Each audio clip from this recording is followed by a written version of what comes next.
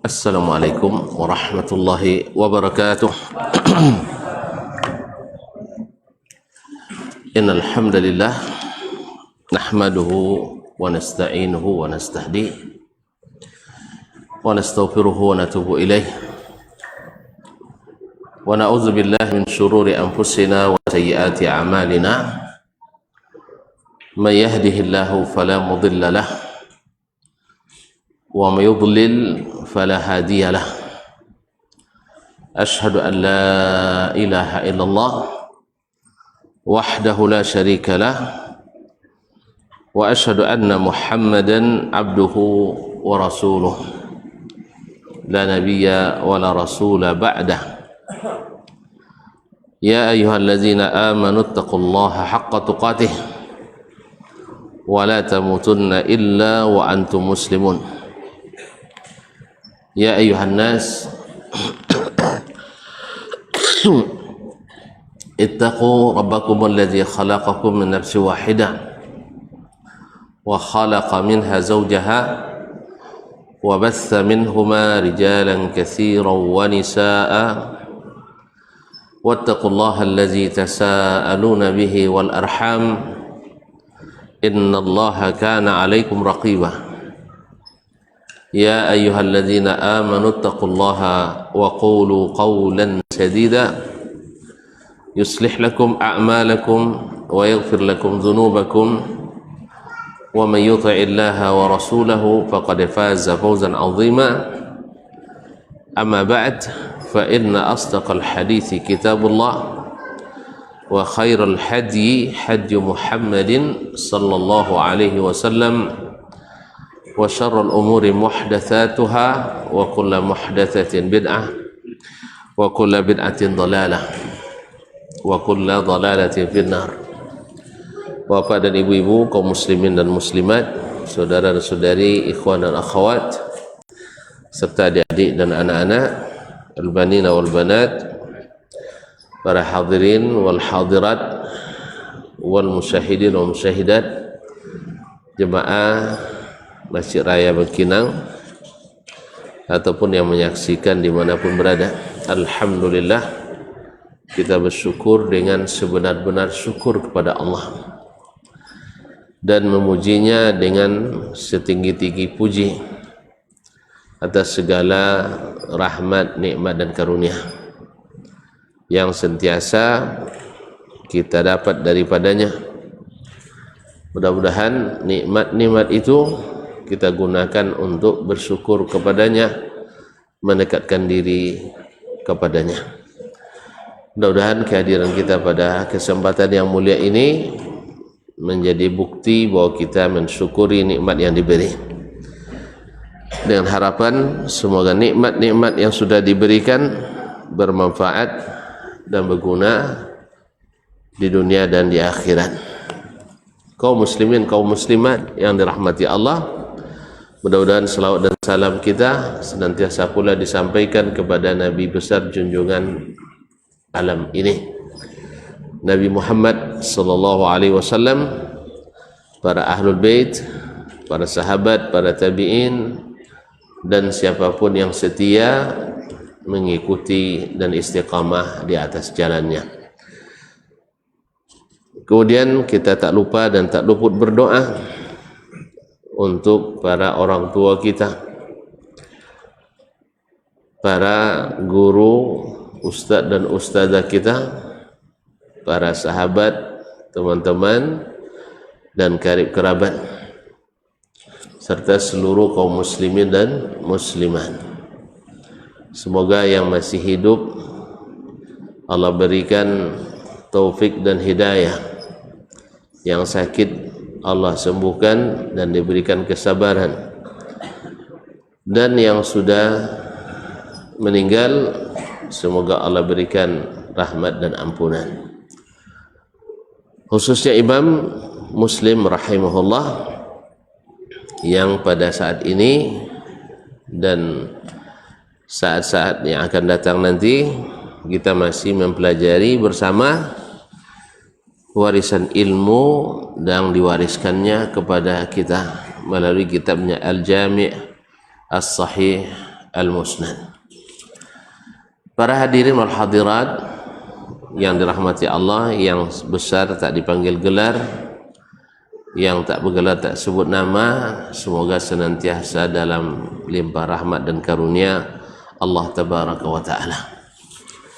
Selesai kita dari kitabu As-Salah, dan terakhir kemudian adalah babus salati fi thawbin wahid, bab hukum salat menggunakan satu helai pakaian.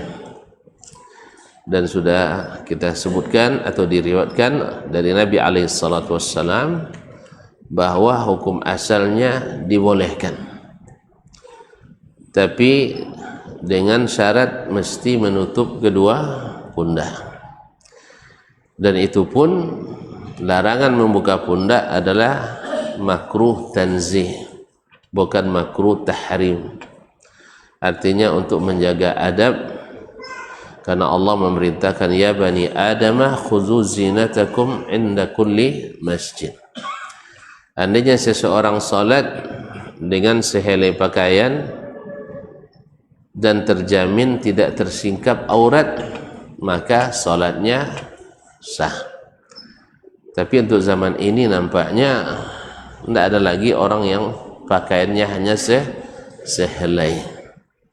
Alhamdulillah pakaian pada hari ini Allah berikan banyak.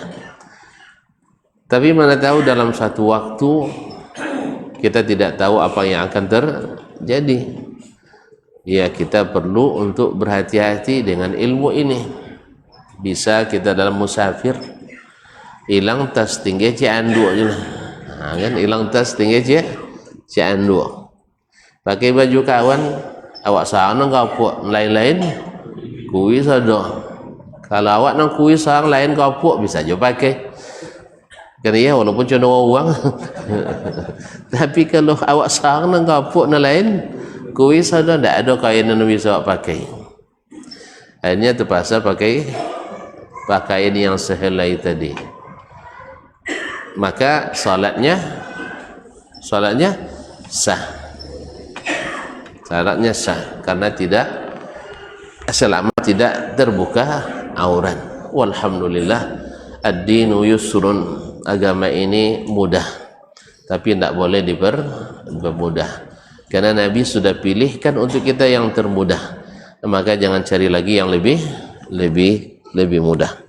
Baik, sekarang Al-Imam mengajak kita masuk ke dalam hadis-hadis yang berkenaan dengan kitabu Al-Masajid wa Mawadhi'is Salah.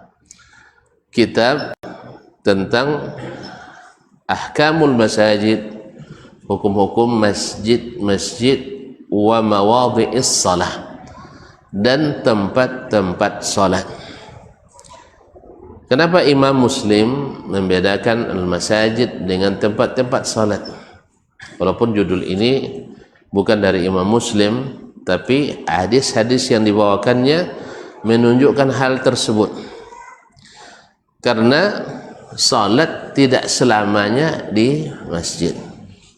Salat tidak selamanya di masjid. Beda dengan umat-umat sebelum kita, mereka salat mesti di masjidnya. Sebenarnya namanya masjid, cuman karena berubah agamanya, berubah pula namanya. Asalnya kan masjid. Sah? Wa qala alladziina ghalabu ala amrihim lanattakhidanna alaihim masjidah. Orang yang berkuasa pada waktu itu mengatakan kita jadikan tempat-tempat mereka itu sebagai masjid, tempat untuk sujud. Nah, kaum muslimin dan muslimat dirahmati Allah Subhanahu wa taala. Lalu ada tempat-tempat lain yang juga dibolehkan kita salat di dalamnya. Maka oleh sebab itu maka dijadikan dua kata ini berbeda. Kitabul Masajid wa mawadhi'is salah. Masajid jamak masjid, wa mawadhi' jamak maudhi'. Maudhi' adalah tempat meletakkan. Dari kalimat wada'a yada'u, meletakkan. berarti tempat kita meletakkan solat kita. Jadi ada kalanya orang solat tidak di masjid. Bahkan ada kalanya solat itu lebih afdal bukan di masjid. Nah, solat apa namanya? Baru mantap, hari raya Idul Fitri dan Idul Adha. Masya Allah, adi mumtaz. Lama tak sih tapi dah api adi nam. Sikot deh. Jadi apa dong? Masya Allah.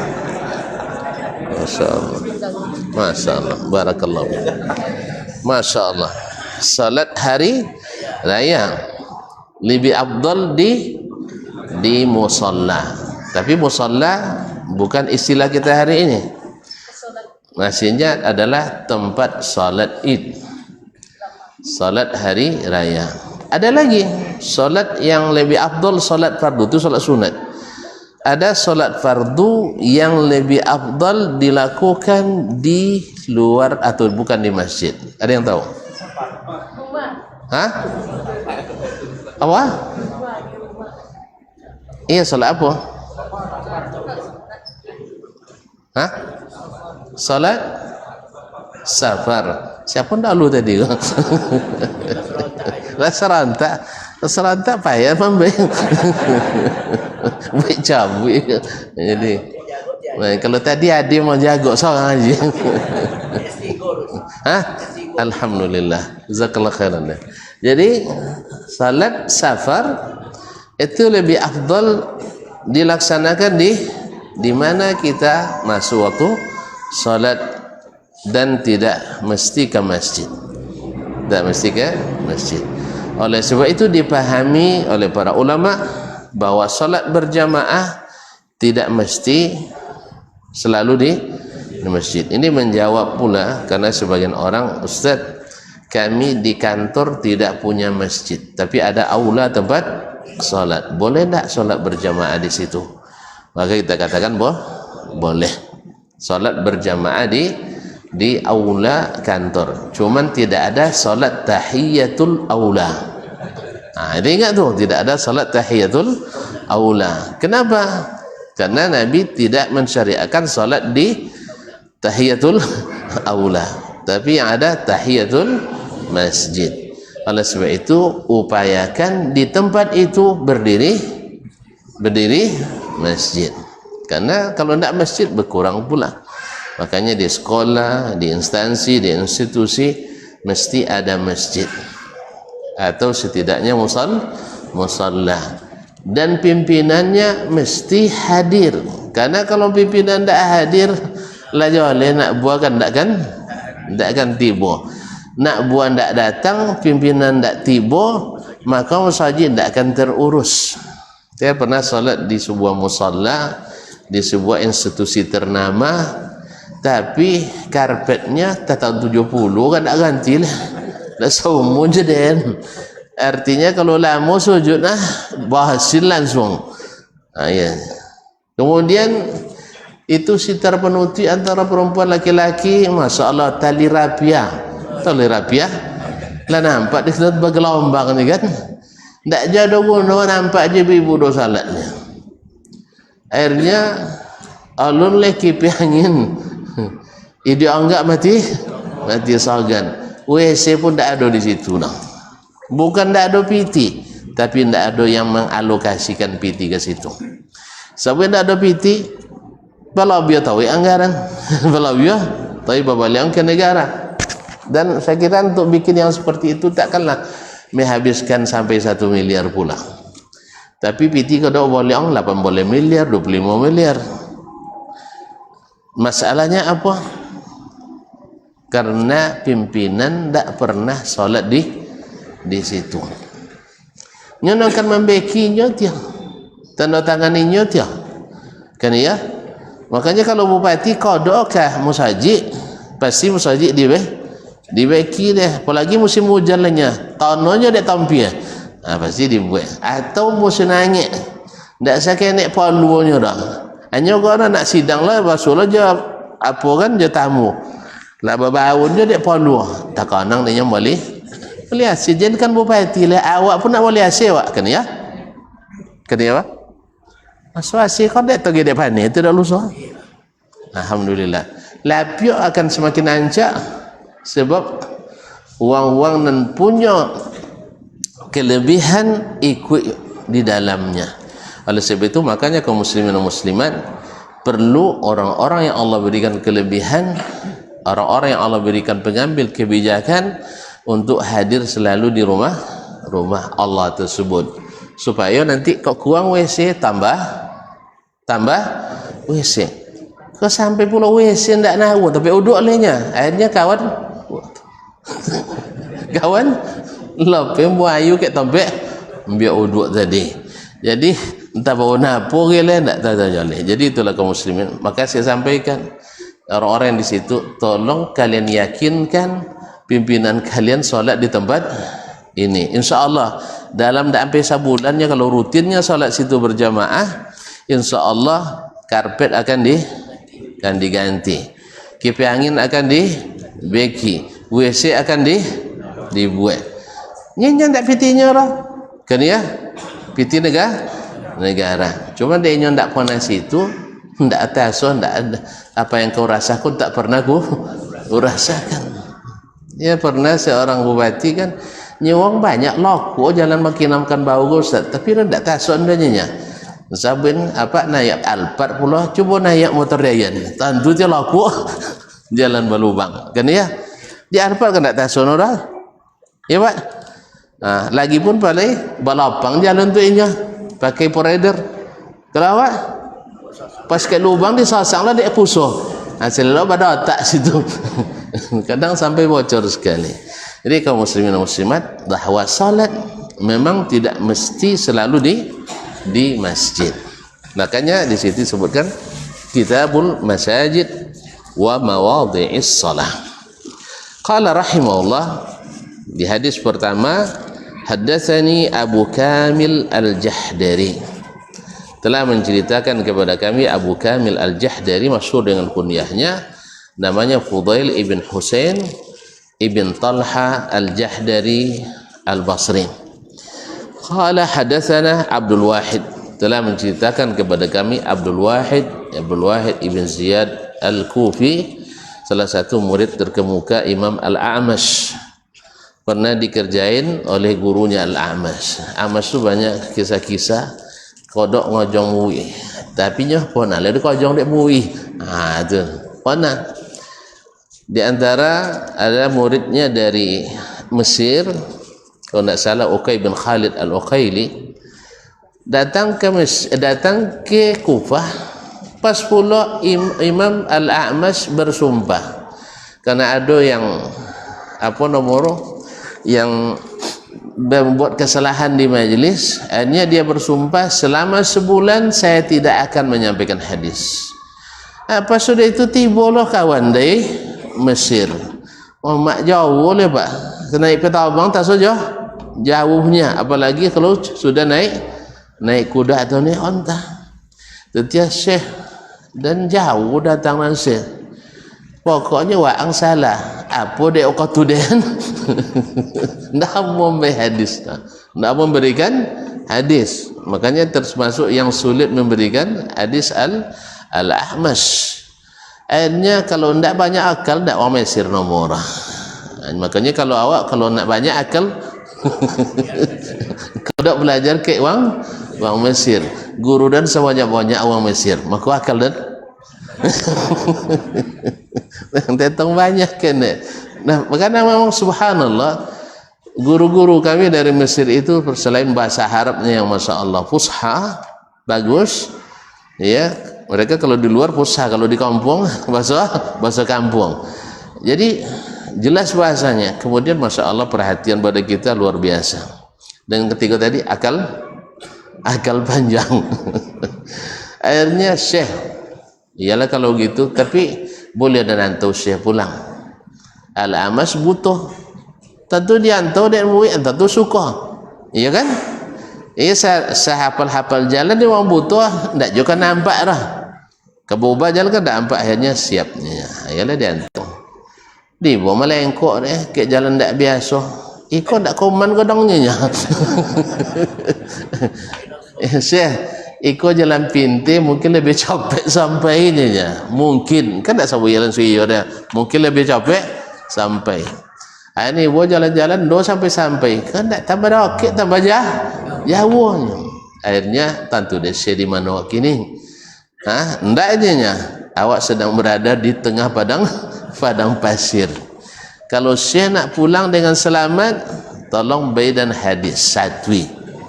Taklah sekarang dia minta 100 hadis. Tentu dengan sanadnya. Tak isah dong, dan bersumpah kalau tetap Syekh mempertahankan sumpah tadi, setinggi siko sama serigala dan pulang lagi. Akhirnya mau puluh langnya, ndak tetap satwi. Akhirnya terpaksa. Qala haddatsana fulan kan sampai Rasulullah SAW dicatat oleh Uqay bin Khalid tadi rahimahullah taala. Akhirnya selesai satu nya nak selesai 50 mati kan nak tinggi siku. Akhirnya selesai satu alhamdulillah Syekh sudah mendapati janji dan saya akan mendapati janji mengantar Syekh pulang. Tapi tadilah mau Mesir mau panjang akal. Akhirnya sampai sebelum sampai ke belokan ke rumah Al-A'mash, dia singgah dulu di tempat pembuat roti, menitipkan catatan hadis tadi. Jadi alun terjadilah terbayang deh. A'mash juga kalau sampai di buku catatan mereka dia awil dah. Pasti dia builah dia. Iya tu kan. Tinggal ke tukang roti, sementara saya dah musuh je kawan lu nya. Musuh je kawan. Serahkan tolong simpan, siapa pun minta tolong jangan berikan. Akhirnya sampai di rumah Al-A'mash, pada A'mash, pencuri, maling gitu. Berkumpul orang-orang tetangganya. Siapa maling Syekh? Ini orang maling catatan hadis saya. Ada 100 hadis dia ambil, dimaling dari saya. Akhirnya diperiksa, tidak ketemu. Masya Allah, untung letik. Mana tang? Tapi kan sabit tadi lan titip ke kawan dia lapai. akhirnya selamat dia mendapatkan 100 hadis tadi. Dan A'mash sering mengerjain santrinya pula. Datang ke Abdullah bin Ziyad, esok datang dan bewang hadis 10 atau 5. Tapi ingat kemudian dan bewang makanan asidah. Asidah itu makanan daging campur dengan tepung dengan bumbunya dan enak sekali, termasuk makanan favorit. Kalau kini yang banyak makan tuh Afrika. Kalau Cina semuanya buah. Bawang pakai tangan buah. Nah, jadi kaum muslimin dan muslimat dirahmati Allah Subhanahu wa taala. Akhirnya tapi dengan syarat jangan bawa teman, harus sendiri. Masya Allah tabarakallah. Lah dak kau masih basuh je kawan. Basuh je kawan. Tentu ke mana je? Tak mungkin sabut berdutur dah. Akhirnya bersabutlah pergi ke rumah Al-A'mash. Apa cerita? Inya janji dan bayar makan asidah.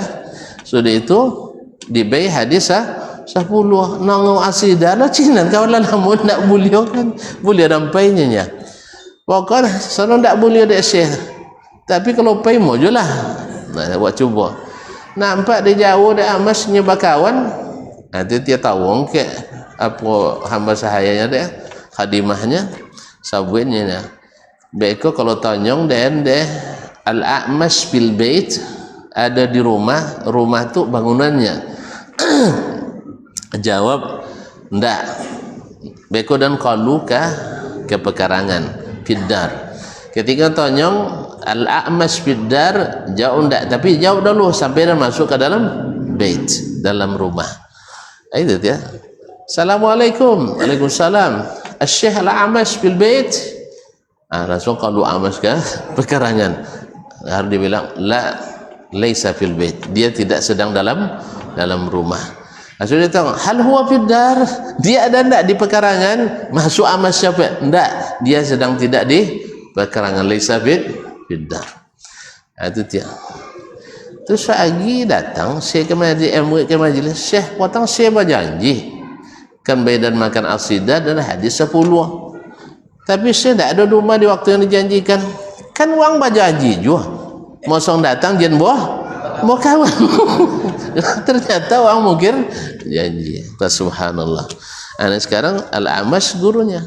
Jadi ada kadang-kadang guru ngerjain muridnya dan murid tidaklah mau kalah ngerjakan jain guru. Al-jaza' min jinsil amal.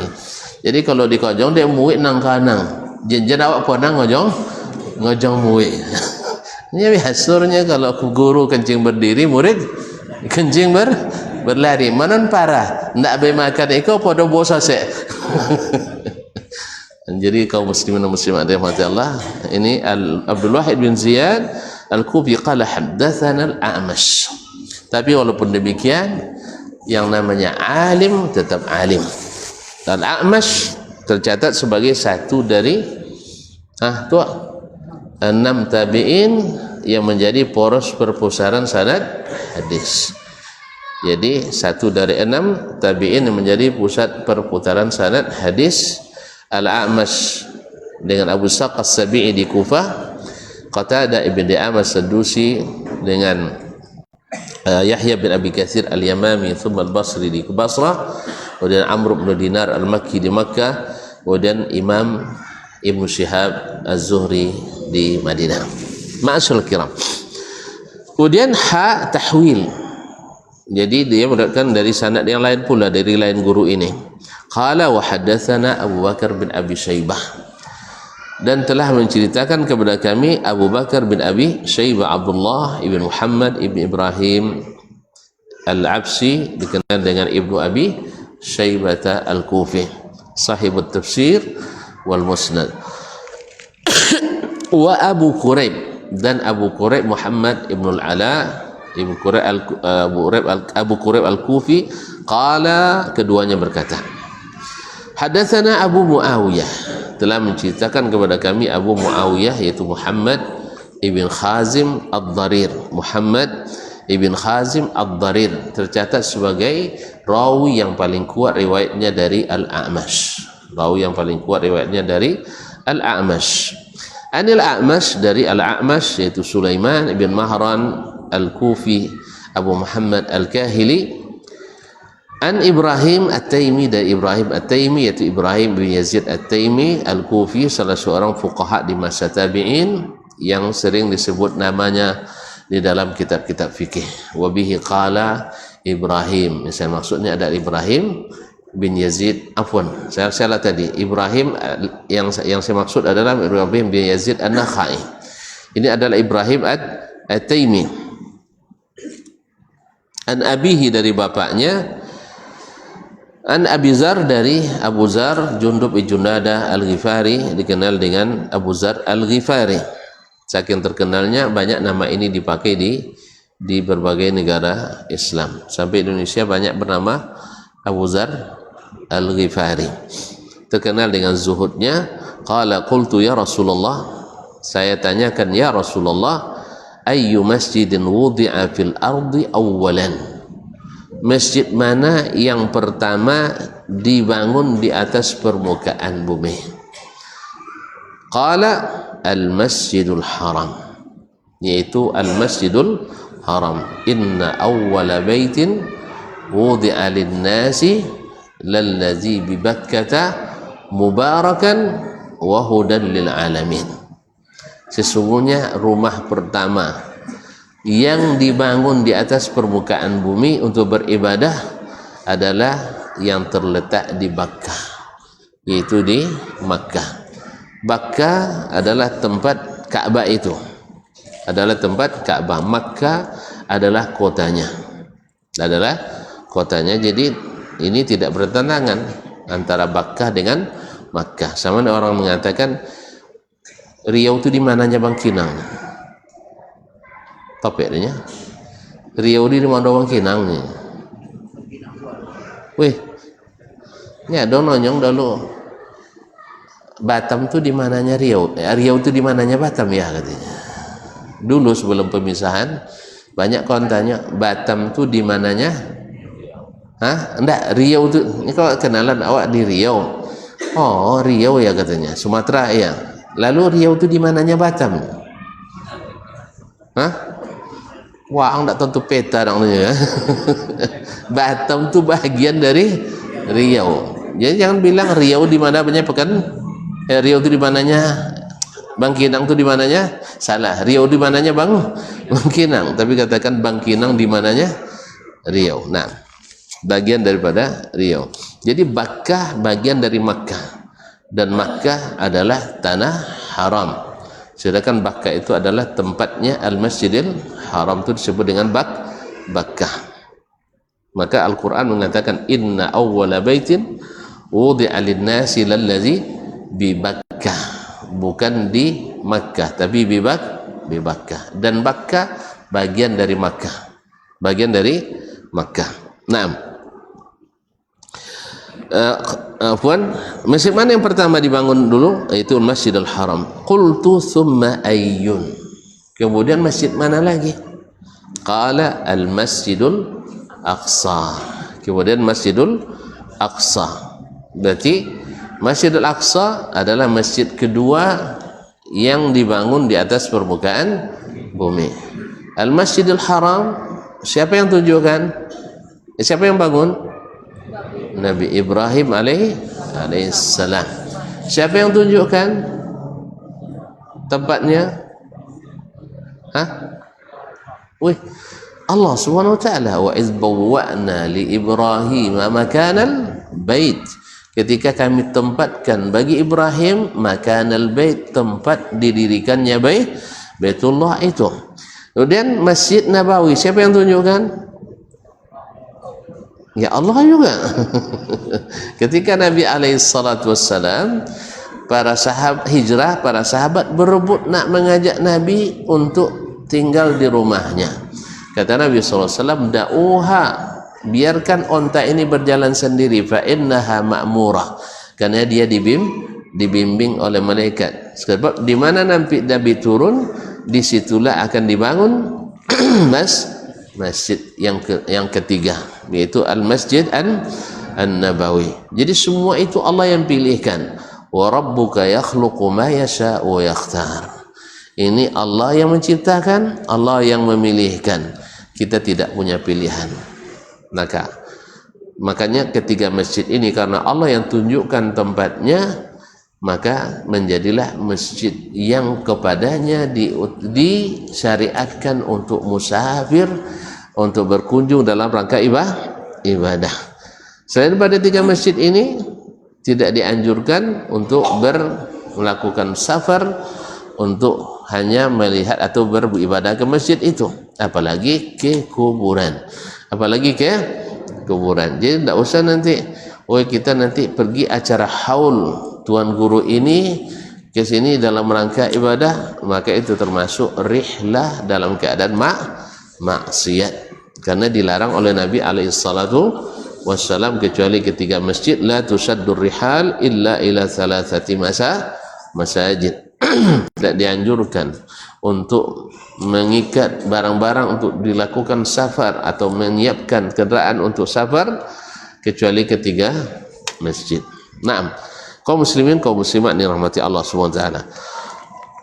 Qultu, lalu Abu Dzar mengatakan, saya bertanya, kam bainahuma, berapa di antara keduanya? Kalau melihat jawabannya berarti berapa jarak waktu di antara keduanya.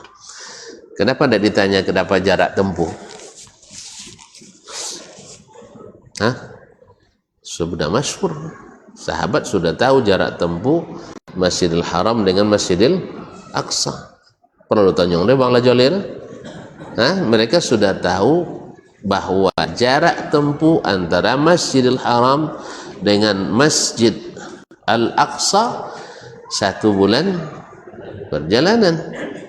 1 bulan perjalanan. Berarti yang ditanyakan adalah masa pembangunannya. Berapa di antara keduanya? Makanya Nabi tahu.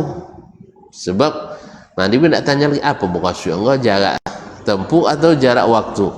Maka pasti yang ditanya jarak waktu, karena sudah masyhur antara kaum muslimin, di antara kaum orang-orang jahiliyah, bahwa jarak tempuh jarak tempuh antara Masjid Al-Haram dengan Al-Masjid Al-Aqsa adalah 1 bulan waktu tempuhnya 1 bulan perjalanan.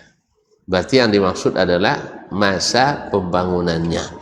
Kam bainahuma, berapa lama di antara keduanya? Maka Nabi jawab, qala arba'una sanah, jarak keduanya adalah 40 tahun, jaraknya 40 tahun. Kemudian wa ainama adrakat kas-salatu fasalli fahuwa masjid, dan dimanapun kamu bertemu dengan waktu salat, maka salatlah di situ, karena itu adalah tempat sujud, artinya tempat salat. Ya, tidak mesti salat itu di masjid, tentu saja bagi musafir ini, bagi musafir atau orang yang tidak ada masjid di tempatnya. Orang yang tidak ada masjid di tempatnya, misalnya orang-orang yang tinggal di badiah, di perkampungan yang tidak ada masjid, atau di hutan yang tidak ada masjid, mereka tetap berjamaah tapi tidak di masjid. Misalnya tuan-tuan sedang pergi ke hutan nengok kebun, ya kebun sawit misalnya. Kalau dulu pergi mengasang, lihat mengasang ya, leponato, leponato deh, nah pergi mengasang kan kadang berombongan tuh kan, kadang rombongan puluhan orang. Kalau seandainya Jumat cukup jemaahnya, cuman jemaah Jumat itu tidak dilakukan kecuali di masjid, dan tidak dilakukan di perjalanan, dan juga tidak dilakukan bukan di tempat pemukiman. Ya, kalau seandainya kita dalam hutan tetap berjamaah, tetapi tidak mesti di masjid. Sebab kalau tuan-tuan bangun masjid nanti di hutan, sia-sia. Siapa kan sholat situ? Sudah lawak di kampus musajid ada sudah. Kalau tak Cina tuan-tuan buat musajid di hutan, pindang dana ke kota. Kan temu nyuat? Lihat temu dananya? Alhamdulillah. Jadi lebih baik bikin masjid itu di perkampungan atau di tempat yang ada keramaian. Makanya masjid bukan dibangun di daerah atau ke hutan atau di pedusunan yang jauh dari tempat tinggal masyarakat. Tapi kalau dulu kan orang-orang dulu kan pada nomaden, itu orang-orang yang selalu berpindah-pindah. Tapi kalau sekarang sudah menetap di suatu kampung dan jemaahnya cukup, maka mesti dibangun masjid. Walhamdulillah, kalau di negeri-negeri yang tahu nilai salat, alhamdulillah kadang-kadang masjid lebih dulu selesai daripada perumahannya. Masjid lebih selesai dulu daripada perumahannya. Saya lihat tanah-tanah kapling kalau di Madinah dulu yang saya saksikan sendiri, bahwa tanah kapling itu belum laku terjual semuanya, tapi masjid sudah megah berdiri. Megah berdiri, padahal digunakannya sebab orangnya belum ada yang tinggal, tapi insya Allah ini akan laku. Lalu dibuat mukhattatat, itu kaplingan-kaplingan. Kalau sitan kaplingan dalam kadang-kadang bono udah 2000 meter sakapling. Kene Pak? Enggak, 2000 sakapling gitu. Iya. Paling kene ada yang sekitar 6 meter sakapling. Ya ngembezo aja kapling wong kapling awak ya, nyetananya lawe pada awak Pak. Tanahnya lawe pada awak. Ndak itu bono piti lah ya. Lebih lawe pada piti awak. Ini barakah Allah berikan. Allah berjanji, walau anna ahlal qura amanu wattaqau la fatahna alaihim barakati minas sama'i wal ard. Andainya penduduk negeri-negeri itu beriman dan bertakwa, maka kami bukakan keberkahan dari langit dan yang tumbuh dari bumi. Sejak mengisytiharkan diri dengan jadikan Al-Quran dan Sunnah sebagai undang-undang dasar negaranya, maka Allah datangkan keberkahan itu dari perut bumi, keluar minyak ya. Sedangkan di mana lah ya minyak. Dan alhamdulillah tumbuhan-tumbuhan pun, kurma pun lebih daripada kebutuhan masyarakat tempatan. Menurut hitungan dinas Kementerian Pertaniannya, perkebunan, orang Arab Saudi hanya memerlukan 1.500 batang kurma, lebih kurang 1.600 batang kurma untuk konsumsi masyarakatnya dalam setahun. Dan mereka punya perkebunan kurma dengan jumlah total 6.500 batang. Makanya kurma ndak habis bilo tuntun pe umroh tetap ada kurma sitan. Nah, kadang Ramadan kodok lengin kurma ke awak kan ya, nang gratis ado nan baboli pun nawo. Kalau awak musim durian lepon nak kirim durian, kadang tak buang-buang tak yakin kan. Cubalah kirim durian di bulan Ramadan untuk buat teh es durian berbuka puasa orang Arab. Nah, cubalah kirim sekali awak lo ngin gratis. Lainnya atau kok kalau dia pitikin kayak pengurus Masjidil Haram sabun listrik sebulan dan bayunya sebulan hanya 76 miliar uang listrik. Uang listrik 760 aja nah. Dan sepaya-paya minta ala kodok loh pengurus berdiri diharap mengisi kota impak yang berjalannya. Tabaso tengah khutbah tak ganggu orang kadang deh. Allah musta'an. Kalau setan kan tidak nawar, karena memang Allah berikan keberkahan. Mau silakan coba. Silakan coba, nanti Allah berikan dan Allah tidak mungkir janji. Masuk waktu? Masya Allah, kita azan dulu.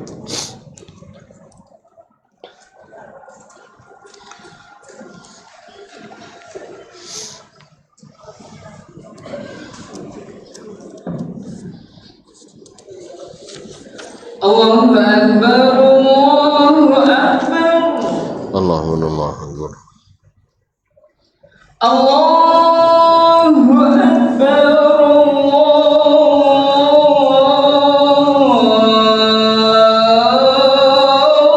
Allahu Akbar. Allahu Akbar. Asyhadu an la أشهد أن لا إله إلا الله.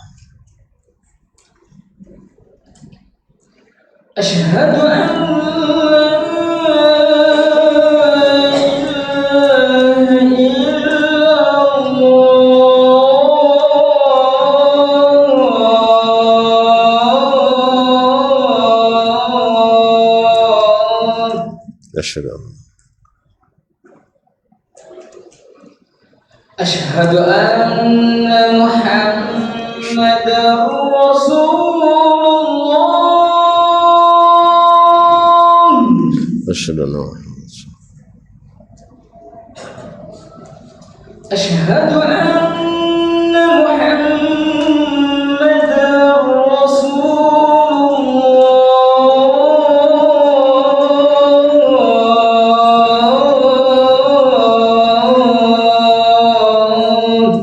أشهد أن حي على الصلاة.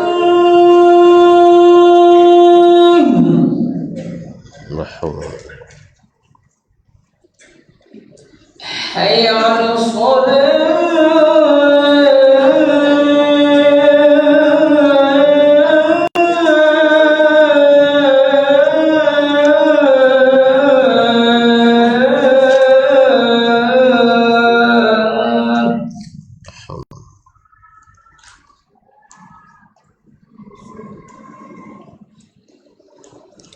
حي على الفلاح.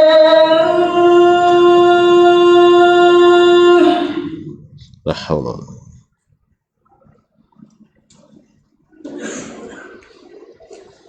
حي على الفلاح.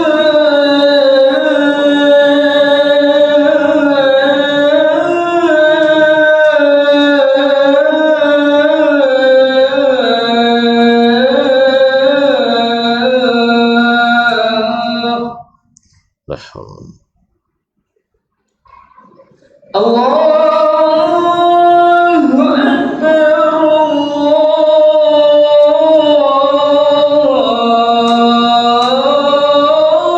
Allahu Akbar. Allah. La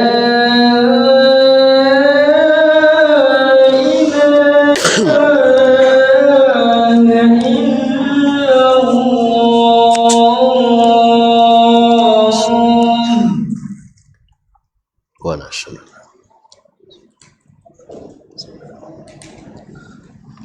Salatul Qadar.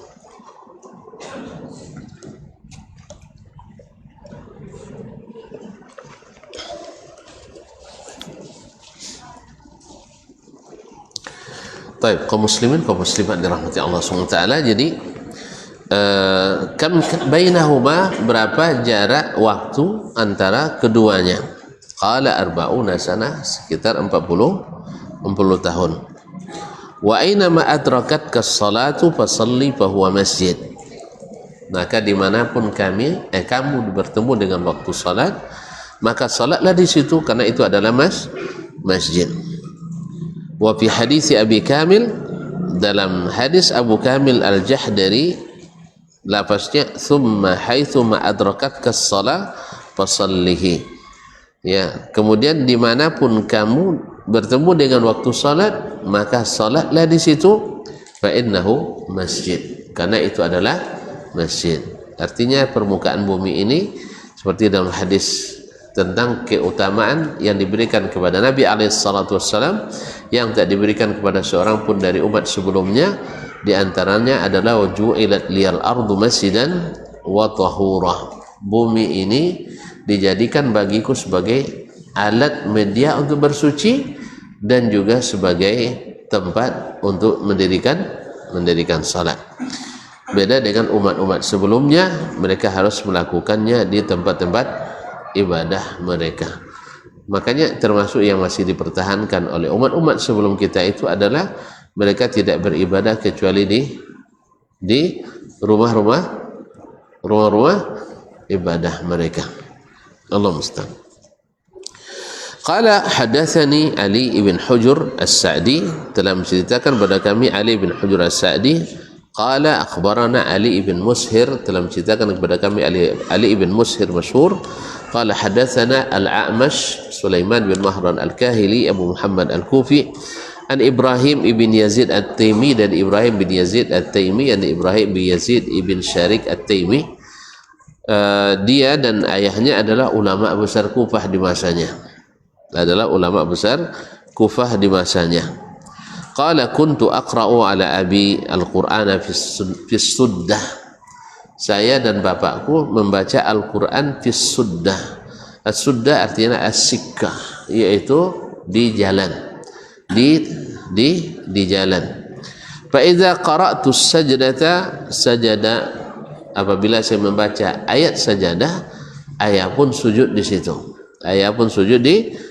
Faqultu lahu, lalu saya tanyakan kepadanya, ya abati atasjudu fit tariq, wahai bapakku, kenapa sujud pula di jalan? Kenapa sujud di jalan? Sebab selamanya biasanya orang sujudnya di masjid, ini kok di jalan? Qala inni sami'tu Aba Dzarrin yaqul, saya mendengar Abu Dzar radhiyallahu anhu berkata, sa'altu Rasulullah sallallahu alaihi wasallam, saya bertanya ke Rasulullah sallallahu alaihi wasallam an awwali masjidin, tentang masjid pertama wudi'a fil ardi, yang dibangun di atas permukaan bumi. Qala al masjidul haram, Nabi menjawab adalah al masjidul haram. Qultu, Abu Dzar berkata lagi, saya tanyakan, summa ai, kemudian masjid yang mana lagi? Qala al masjidul aqsa, masjidul aqsa, semoga Allah bebaskan daripada kezaliman orang Yahudi. Qultu thum kam bainahuma, saya tanya lagi ke Nabi SAW, berapa jarak waktu antara dibangunnya Masjidil Haram dengan Masjidil Aqsa? Qala 40 aman, sebanyak atau selama 40 tahun. Thummal ardu laka masjidun, kemudian bumi ini bagimu adalah masjid, tempat mendirikan salat. Fahaitsu ma adrakatka shalah, dan dimanapun kamu mendapatkan waktu salat, fasalli, maka salatlah di tempat itu.